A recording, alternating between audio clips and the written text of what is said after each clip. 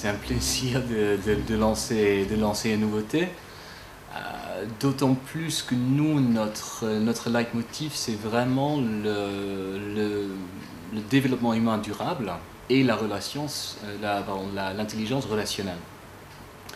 Et par le biais effectivement du Tché, on met les gens en situation face à eux-mêmes, d'une manière non agressive bien entendu, et en fait ils se rendent compte de leur propre style de communication. Je peux dire que c'est une expérience complètement inattendue.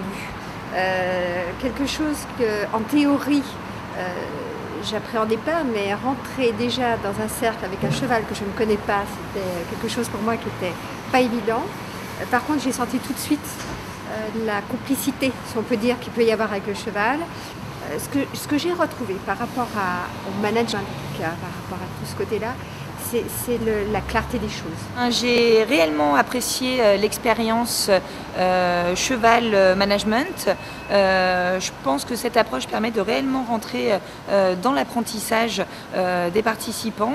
Ça nous permet une sorte de sensibilisation en amont des mises en pratique que les participants peuvent découvrir par la suite.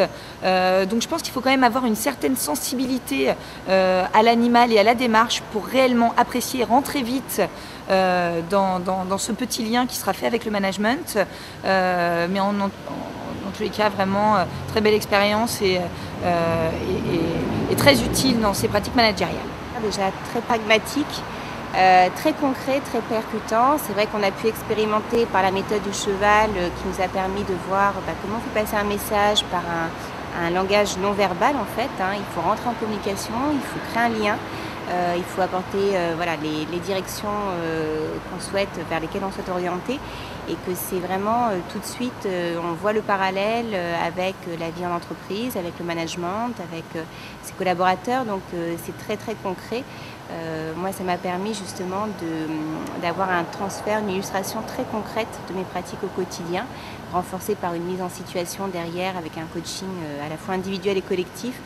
Donc vraiment très heureuse de cet atelier que je recommande pour l'ensemble des managers et puis même des collaborateurs de toute entreprise.